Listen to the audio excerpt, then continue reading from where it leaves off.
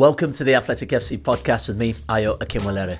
Spurs have hired Igor Tudor as interim head coach. So why him, and what does this mean for their summer plans? In with us today, we've got James Horncastle, we've got Jay Harris, we've also got Adam Crafton in New York as well. All right, Tudor has been appointed head coach on interim basis until the end of the season. Jay, talk us through the decision makers for this, but also who else was in the running for this position?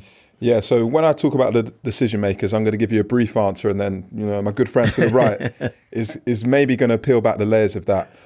Firstly, on who was involved, we know that Spurs had Robbie Keane on their list, who's obviously done a pretty decent job at Ferencváros. Edin Terzic and Marco Rosa were informally approached. I think Terzic wasn't really interested in taking over a club mid-season, and I think there's interest from him or in him for a job in the summer. And then Marco Rosa, I think he's still being paid off by RB Leipzig, even though he left them quite some time ago. Which brings us on to the decision makers. We know that the Lewis family have had a strong grasp on Spurs ever since former executive chairman Daniel Levy left in September. And in theory, which will become clear momentarily, the two people who made this decision were Johan Lange and Vinay Venkatesham.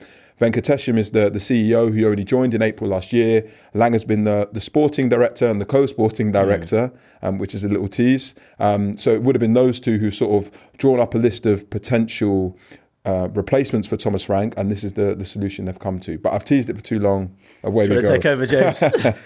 Well, yeah, I suppose this candidacy for Igor Tudor was first presented, I'm led to understand, sort of in late November, December time, by someone who's no longer at the club, which is the former co-sporting director, Fabio Paratici.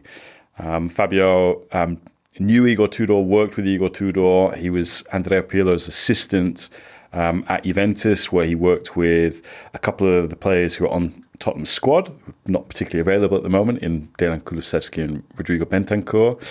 And, Paratici, I think, very aware of the work that Tudor had done at other clubs as well, which found themselves in similar situations to the one that Spurs find themselves in now, which is essentially in a relegation battle.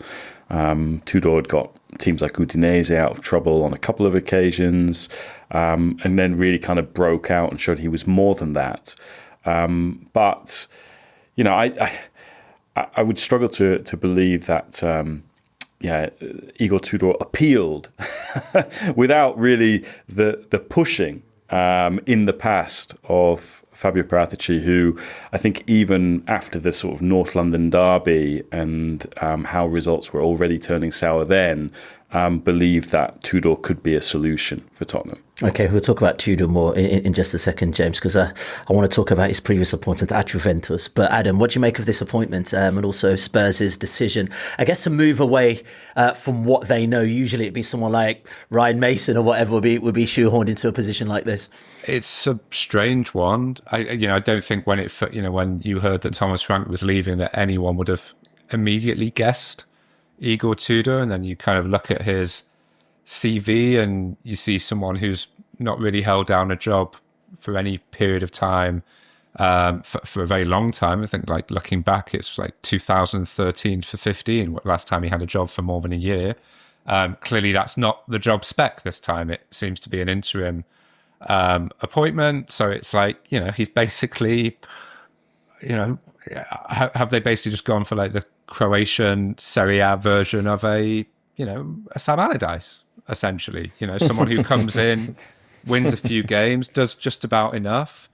The guy who sort of just keeps you in the league, maybe. And, I think if they were to have hired someone with a similar record, I'm not even sure who that would necessarily be from a Premier League perspective, because Tudor's got this weird mix of kind of some very significant teams like Juventus and Marseille, but also then kind of Udinese and kind of strange periods. The Brentford of Serie A, really. Right. I imagine Spurs fans will probably be able to build an argument for it, based on some of the stuff that Jay and James have hired. But I mean, it's a risk. It does feel like a risk to have someone who's never been in the Premier League. Yeah. that was what I was thinking, is wouldn't it have been something a bit safe just to at least go for someone with some sort of Premier League experience? Dare I say, drag Sam Allardyce back out of retirement, Jay? I think the sort of tricky... Well, one thing we should mention is not only has he previously worked with Bentancur and Kulusevski, but he's also previously worked with Randall Kolo Muani, who I think scored 5 or 6 goals in 11 appearances last season. He's not scored a single Premier League goal. And the only goals he scored for Spurs in the Champions League were against PSG and Eintracht Frankfurt, his former employers. So for whatever reason, he was getting fired up in those games. So maybe if Spurs get Juventus in the last 16 of the Champions League, which is a possibility, that maybe he could turn into prime Thierry Henry or something like that, or prime Harry Kane maybe. Yeah. One thing which I think makes life difficult for Igor Tudor, he has no connection to Spurs whatsoever. It's probably for the best. Well, surely that's a good thing, no? No, I mean it in the sense that there's a real disconnect, and has been for a long period of time, and no interim head coach is going to fix it, but there's a disconnect between the club and the players and the fans, and it was becoming particularly toxic towards the end of Thomas Frank's time, with people chanting about Pochettino, people chanting you're getting sacked in the morning. So even though normally I don't subscribe to this view, I understood why getting a manager who brings in vibes might have improved the mood around the place, just because the fan base are instantly going to connect with somebody, if it was Robbie Keane, for example, who's got previous history at the club. I think my concern is that, Tudor's first 4 games are not the easiest. Arsenal at home, Fulham away, Palace at home, then Liverpool away. And I just think if he doesn't get 4 points from those first 4 games, then the fan base is sort of going to be right back where they were towards the end of Thomas Frank's reign, where they're planning protests against the board and the entire ownership of the club, and it just becomes very messy, and it feels like quite a complicated situation for Igor Tudor to be thrust into. Yeah, for people that don't watch Serie A, often, James, Igor Tudor was at Juventus. He got sacked in October after just 7 months in charge. Just give us a sort of picture as to how that all played out. Well, look, I mean, he got the Juventus job in March because I suppose he was the Ryan Mason of, of Juventus. But no, I mean, he'd progressed really. He'd gone from being this guy who would come in a little bit like a firefighter or the wolf from Pulp Fiction, just as basically your team is in a real mess. Mm-hmm. He'd come and clean things up, keep you up. But he progressed really to being a guy who stopped you from falling out of the kind of lucrative European places. That's what he did at Lazio. That's what he did at Juventus. And, he comes in, he ensures that Juventus get back into the top 4, qualify for a Champions League. Really, really important for the club, and by no means taken for granted, given the competition for that place in Serie A when he took over. I think he got the job on a permanent basis, because it was one of the things that was negotiated when he came in as interim, that if they got Champions League, the contract would roll over, even if Juventus did kind of get a get-out put into that contract. But the thing was, the guy who hired him got sacked, Cristiano Giuntoli. A new structure was entrusted to Damien Comolli, another ex-Spurs guy, to basically come and put in place. That has taken a while for Comolli to build. And in the meantime, I think as much as there are kind of reports that Comolli was casting around for a bigger name for Juventus in the summer, because the Club World Cup, which Adam really enjoyed reporting on, was right on the horizon, it meant that you couldn't really make a change. And so stuck with Tudor. Fairness to him, carried the momentum from the end of the season through into the Club World Cup, where certainly those first couple of games, they did so well that they got an audience with Donald Trump in the Oval Office, Juventus.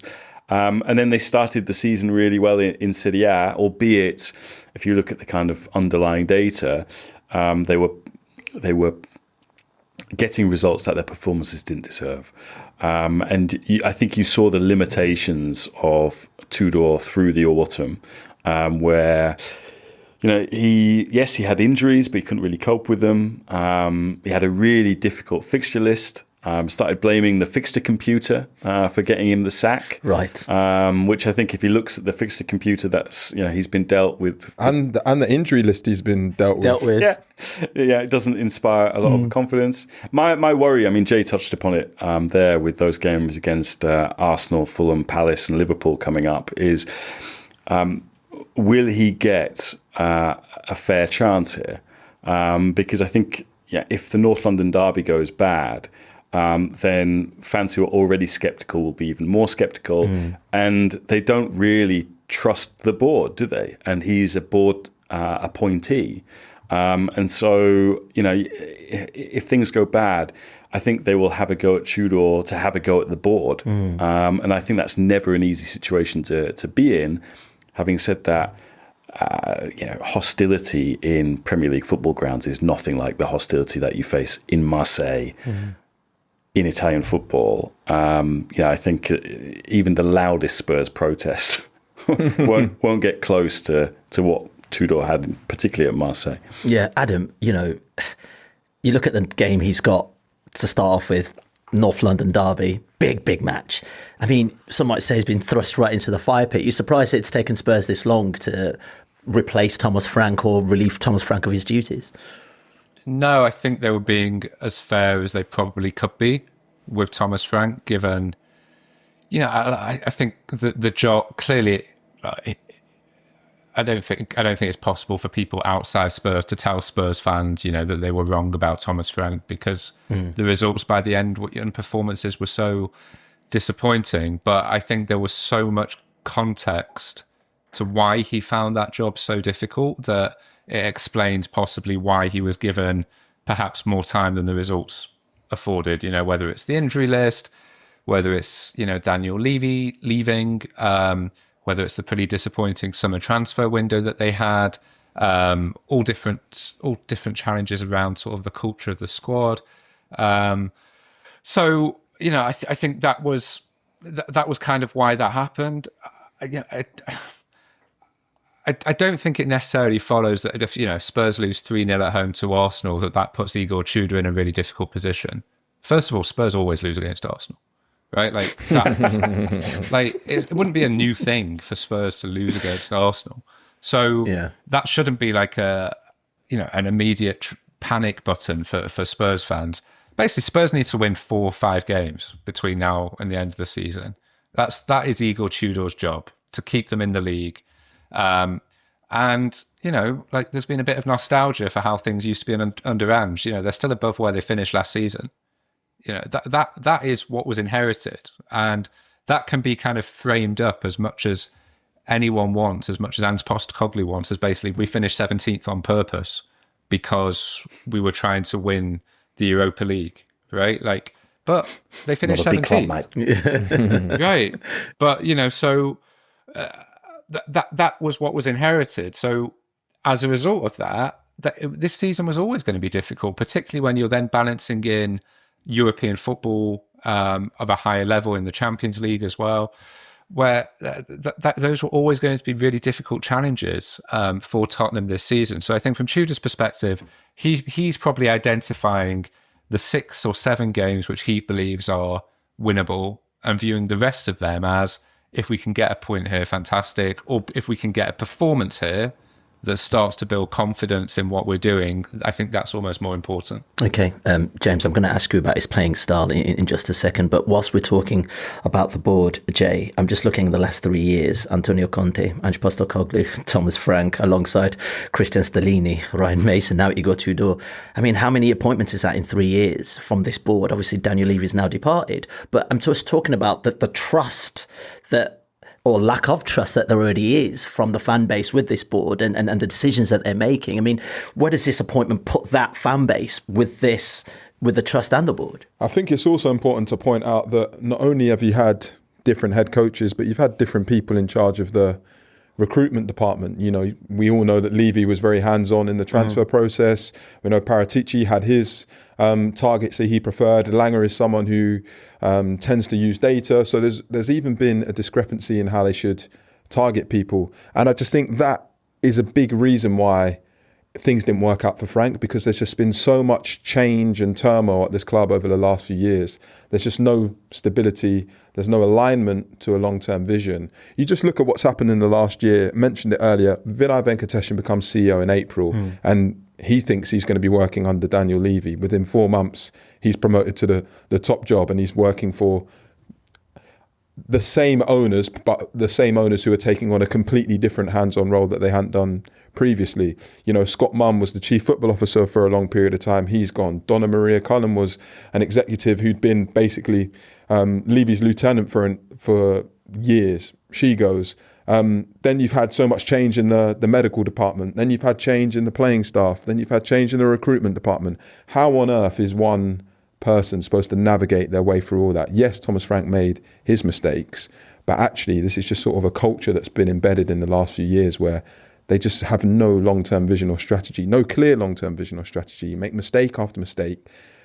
The next mistake is made because they're trying to fix the previous mistake. So to come back to your question on whether the fan base trusts the hierarchy, the answer is no, because they've been given evidence over a long period of time that they just don't know what they're doing. Last year, as Adam mentioned, and as James sort of touched upon, you could sort of frame it as it was a freak season, finishing 17th with the injuries, and anyways, they won the Europa League.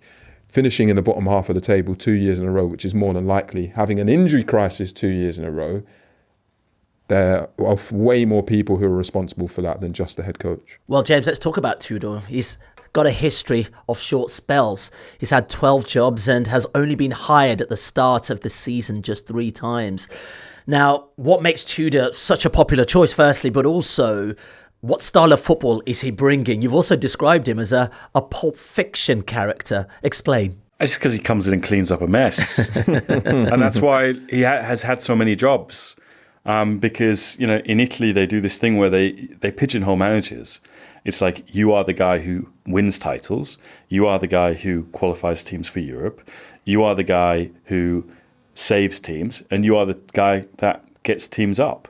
And that's why you see so much managerial churn in Italy, because, you know, a guy who gets a team promoted will be like, yep, thanks, you've done your job. See you later. We're now going to get a guy who can keep a team up. And so that explains why he's had so many jobs. I think in fairness to him, he's sort of managed to break out of just being the guy who comes in a relegation battle and survives. You know, he's taken some quite left field choices in order to break out of that. And he accepted to become Andrea Pirlo's number 2 at Juventus, because I think there was an acknowledgement on Juventus' part that Andrea Pirlo had never coached before and had been thrust into that job just a few weeks after being made the coach of their under-23 team. Didn't even take a game for the under-23 team because Andrea Agnelli basically said, yeah, Andrea, we've sacked Maurizio Sarri. Can you do this job? So Tudor did that. Juventus didn't win the league that year for the first time in 9 years, but they played really interesting football. They won the cup. They beat Barcelona at the Camp Nou. They did some interesting things. I think credit was given to Tudor for that. And, you know, although he got the Verona job after that, which wasn't a Juventus, a Lazio or a Marseille, he did so well with Verona, played really attacking football, 3-4-2-1. I think they had the joint 4th best attack in the league in his time there. Really aggressive, physical team, gets after you. And that's sort of been his style ever since. But I think as you move up to not so much a Marseille, because he did a better job in terms of points per game than De Zerbi, for example. I think he did a better job at Marseille than anyone apart from Rudy Garcia, you know, outperformed people like Bielsa, blah, blah, blah. But I think he's shown himself able to play better football. I think the interesting thing for Spurs, I think what they acknowledge now is, like, regardless of system, regardless of what, they really need leadership in that dressing room. And I think some of the players were quite severe with Thomas Frank, you know, in terms of thinking, okay, what worked for you at Brentford with all the support staff behind you. He was, I think, quite exposed at Tottenham and looked quite weak. Igor Tudor's not going to look weak. I think if anyone accuses him that, he'll have them up against the dressing room wall. And yeah, I mean, it might be a bit stereotypical to say sort of sharp-elbowed Croatian centre-back who played for Juventus is going to come in and really kind of rock the boat. But I think that there is an acknowledgement at Spurs that they really need some discipline, both from the captain who has shown zero discipline. I think in what little business that they did do in the transfer window in January was aimed at kind of solving that. It was like, right, let's try and get Andy Robertson because he'll be a leader. Oh, we haven't been able to do that, but we've got Conor Gallagher in. He's a guy who leads by example. I think they needed a management figure who could do that. So, yeah, I think that's one aspect of Tudor that they'll hope he basically fills that leadership vacuum. Yeah, I was just going to ask Jay if he's going to play that very aggressive physical style. They've only got about 10 players who can actually play. Who are available at the moment. Like, is that a risky way to play with the amount of players that they have and the injury record they have and the number of games they might have? Yeah, of course it's risky, because I think what some people don't appreciate is that I think they've got 12 available senior outfield players, but the more you play them, their risk of injury goes up. So the chances of this just continuing is probably extremely high. Also, our colleague Mark Carey, he wrote a piece a couple of weeks ago, and it was more centred around when Rosinia was appointed at Chelsea. But when new managers come in, the chances of players picking up injuries increases because they're moving position, styles. They're being asked to do different things. So, for example, I'm not saying this is the reason why, but Jed Spence suffered a calf injury a couple of weeks ago, and it was around the time Frank had moved him from left back to left wing. So it's a huge risk. You look at the players who are out for Tottenham at the moment, maybe Porro and Richarlison are the closest back, but Kudus is out until after the March international break, which means April. Kulusevski and Maddison are TBC. Who knows? TBC. Dragusin is coming off the back of 11 months out with an ACL injury, and because of Romero's suspension and Danso's ligament injury, is going to have to play a lot. So you're right to ask that question, Madam, because Igor Tudor has a real difficult dilemma, because if he wants to play the way he wants to play, he could run those players into the ground, but they need to show some sort of more energy and intensity, because one of the things which really let them down under Frank is that they started games so poorly and sort of had to rely on these mad helter-skelter 30, 40-minute periods in the second half to sort of gain a point, and they just would always run out of steam. Energy, intensity, only 5 points between them and the relegation zone. There's a certain manager, Ange Postecoglou, played very similar. That's my worry here, is that you've got someone who plays front foot brave football, and as Adam has pointed out, with a squad that probably can't do that. I mean, surely he can't go into this thinking that's the way he plays with this kind of squad at his disposal. Yeah, so it's just a really difficult and tricky scenario. And we should also point out they've got some Champions League fixtures thrown into the mix. Well, yeah. So in one sense, it's a good thing that they weren't in the FA Cup this weekend, because it's sort of given the players time off, which I do think is important. It means that the club have managed to get Tudor in, and they don't have to worry about all these different competitions. But that's just an added complication to throw into the mix. Okay. And that's something they've got to sort out. There could be an idea, if he does a good job, that he could be here much longer than he's been prescribed to be. Is that something that suits a guy like this, considering we've talked about his interim positions in various other clubs? Well, I mean, I offered the context as to why he got the Juventus job on a permanent basis, partly because the structure behind him was in flux, but also partly because he's Juventus. I think there was a recognition that he brought stability. He understood the club. Those sort of things. At Lazio, he did enough to keep the job on a permanent basis and decided to walk of his own volition because he didn't believe that the club shared his own vision, which was, you need to get rid of 8 players here. So, look, I mean, I think as much as people say, I think, Sky Sports News, a few of the ex-pros were saying, this guy can only fail. And but I think from his point of view, whilst there is obvious risk, I think he thinks this is, I can put myself in the shop window here for the Premier League. Even though Spurs have come out and said it's interim only, and then there'll be a review at the end of the season. I think if he does enough to keep them up and shows he can keep Premier League clubs in the division, then it will give other clubs who find themselves in similar situations, they'll be like, oh, right, okay, maybe we should consider that Tudor guy in the same way that clubs have considered Nuno, for example, in the past. You get your foot in the door on this stage, I do think it's really important. There are other jobs available in the summer. Palace, for example, when Glasner leaves.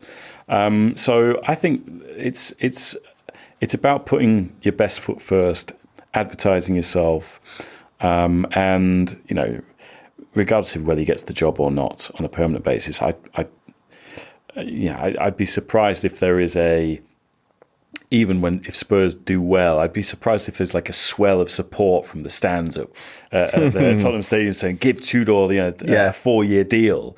I don't think it's like United having Carrick or something like that.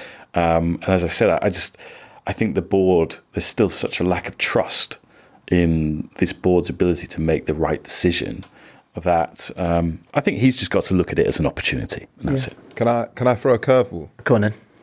Would you want the job permanently if you're him?